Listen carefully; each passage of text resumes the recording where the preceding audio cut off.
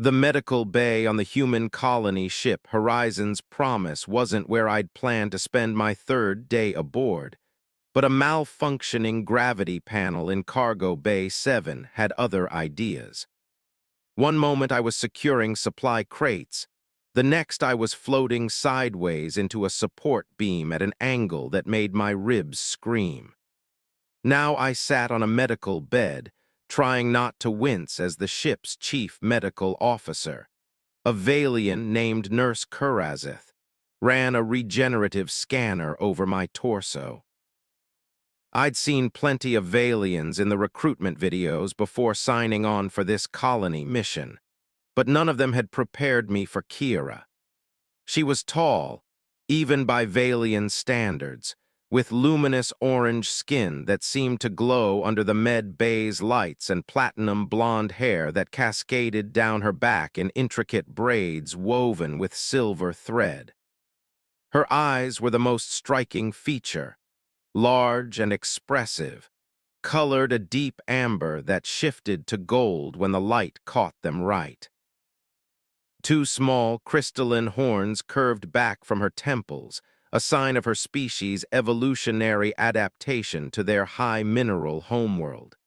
Two cracked ribs, she announced in that melodic accent all Valians seem to have, her voice carrying a musical quality even when delivering bad news. And severe bruising along your left side. You're fortunate it wasn't worse. Story of my life, I said, trying for charming despite the pain. Always fortunate, never smart. She didn't smile.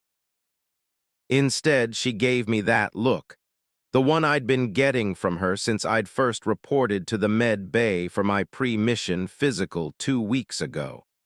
It was an expression somewhere between professional disapproval and something else I couldn't quite identify. Her amber eyes would narrow slightly, her full lips would press into a thin line, and her skin would flush a deeper shade of orange across her high cheekbones. I'd asked my bunkmate, Chen, about it. He'd laughed and said Valians were naturally stern, especially their medical professionals. Something about cultural values regarding health and safety being sacred. You need to be more careful, specialist tours, Kira continued, pressing a regenerative patch against my ribs. Her fingers were cool through her medical gloves, and I tried very hard not to notice how gentle her touch was. This is the third workplace injury I've treated this month alone. At this rate, you'll deplete our medical supplies before we even reach the colony world. I'll try to be less accident-prone, I promised. Though in my defense, faulty equipment isn't really. The incident report shows you weren't wearing your magnetic boots in an area with known gravity and stability.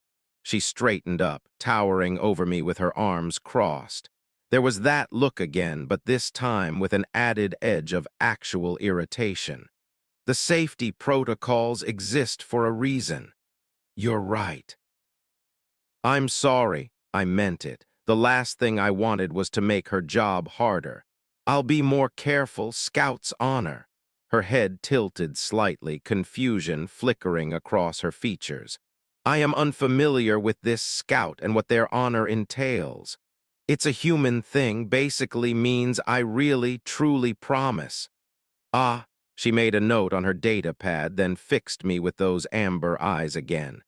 See that you do specialist tours. I have 47 other crew members to monitor. I cannot dedicate all my time to your repeated injuries. The words were stern, but something in her tone made my heart skip. Or maybe that was the pain medication starting to kick in. It was getting hard to tell. I'd hate to monopolize your time, Nurse Kurazeth, I said, then added with what I hoped was a respectful smile. Though I have to admit, if I'm going to be injured anywhere, at least I'm getting excellent care. Her orange skin flushed darker. Flattery will not excuse protocol violations. Not flattery, just facts. The medication was definitely working now, making me braver or stupider than usual. You run the best med bay I've ever seen. Everything's organized, efficient, spotless, and you remember every crew member's medical history without checking your files. That's impressive. She stared at me for a long moment, that unreadable expression back on her face. Then she turned sharply toward her supply cabinet. The regenerative patch will need 6 hours to work properly. No heavy lifting, no strenuous activity. Return tomorrow for a follow-up scan. Yes, ma'am.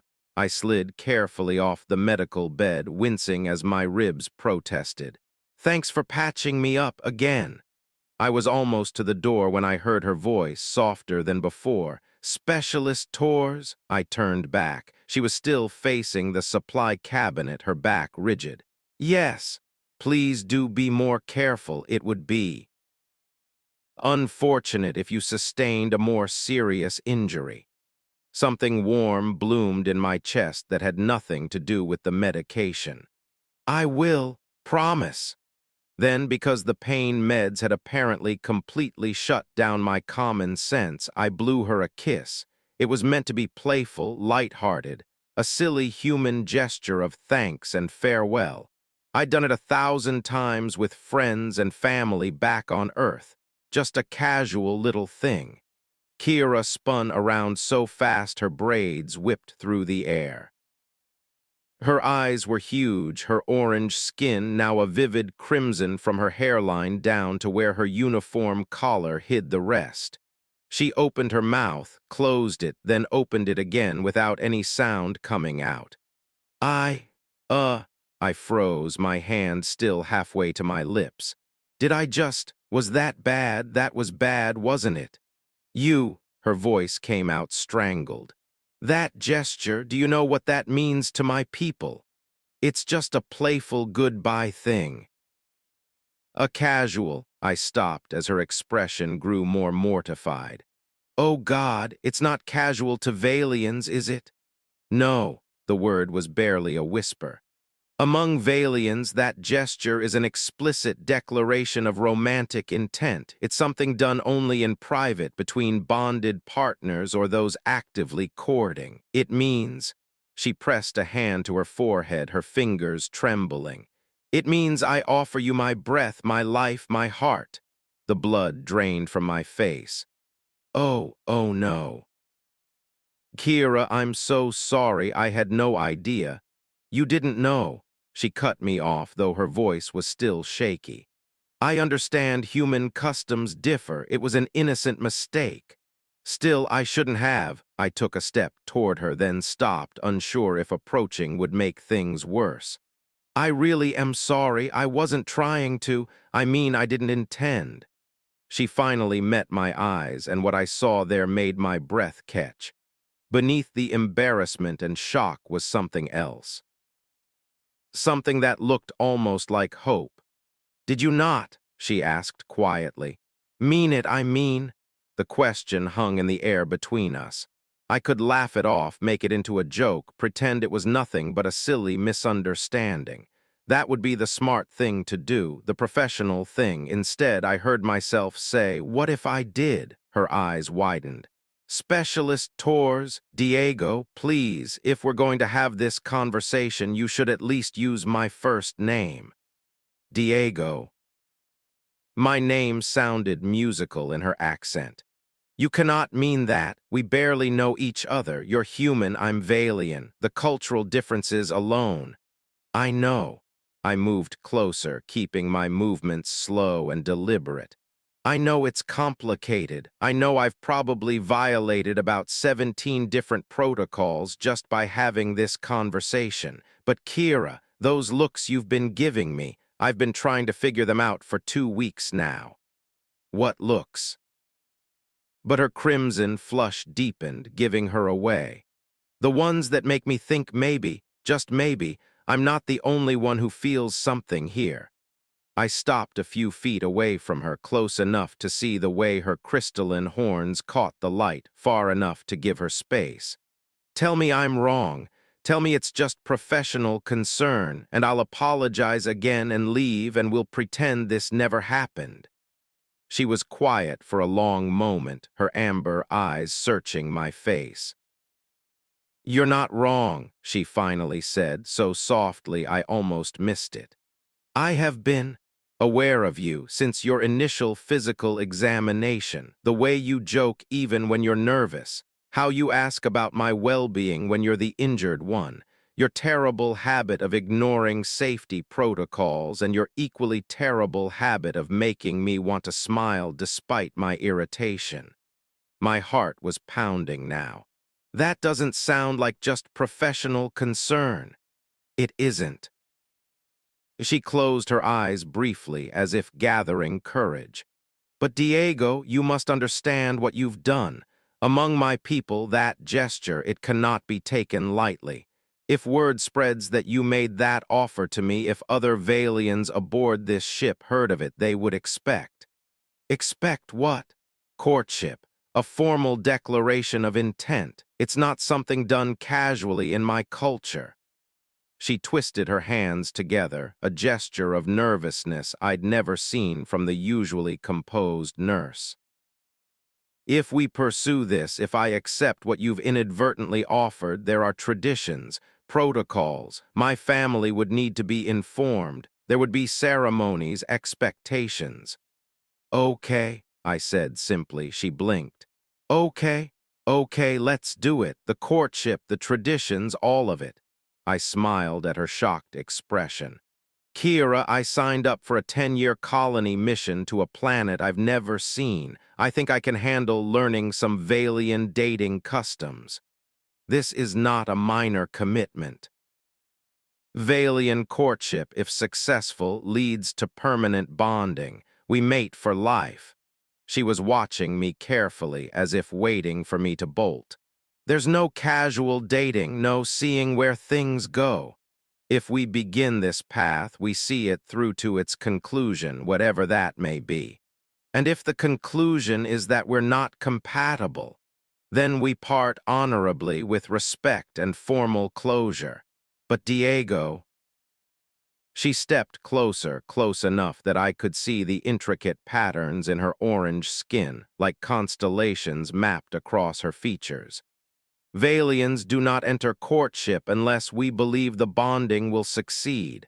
Our empathic abilities, while not as strong as true telepathy, give us a sense of compatibility. And I sense it with you. That frightens me. Why? Because you're human.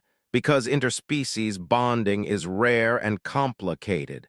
Because we come from different worlds with different expectations." Her voice dropped to a whisper.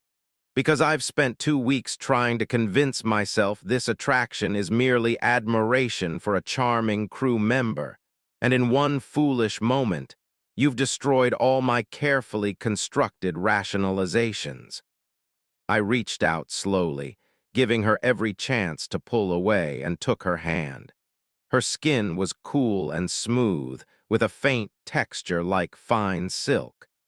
"What if I told you I've spent the same 2 weeks trying to find excuses to visit the Med Bay? That I've actually been looking forward to my checkups because it means I get to see you? That when I got hurt today, my first thought, after the pain, was that at least I'd have a legitimate reason to be here." Her fingers tightened around mine. "I would say you're either the most romantic human I've met or the most foolish. Can't I be both?" That finally pulled a smile from her, small but genuine, transforming her entire face.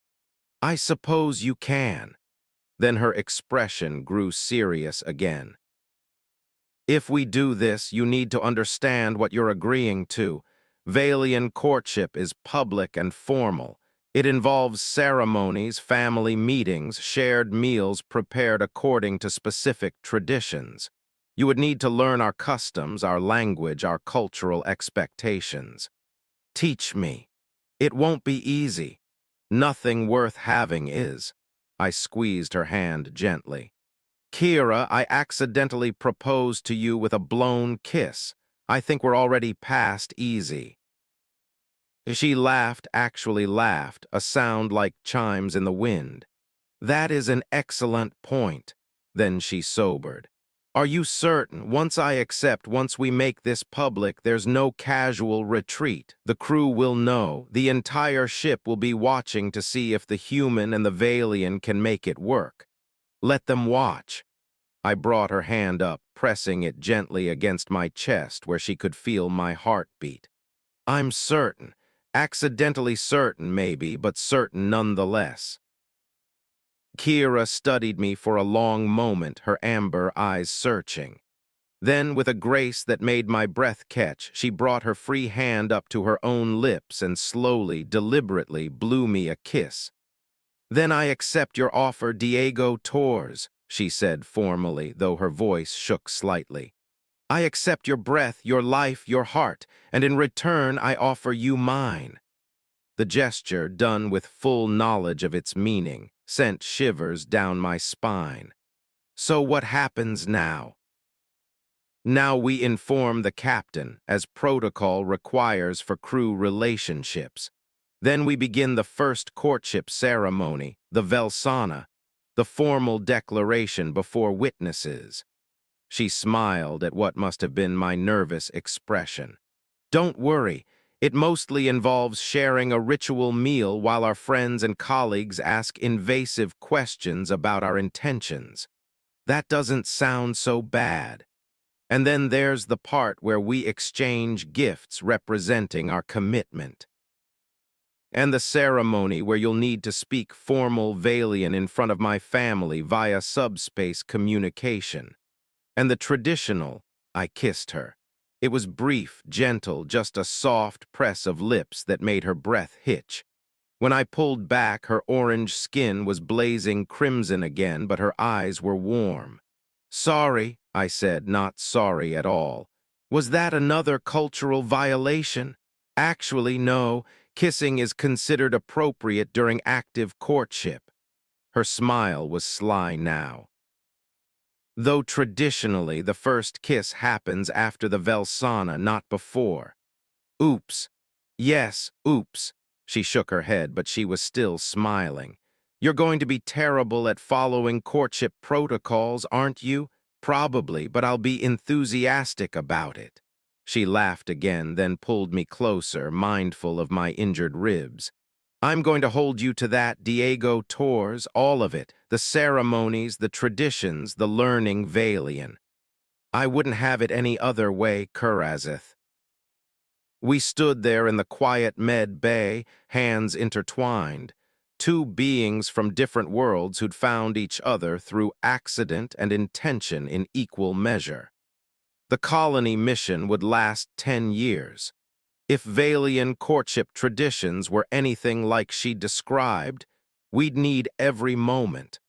I wouldn't have blown that kiss for anything less than forever anyway, even if I hadn't known what I was promising at the time.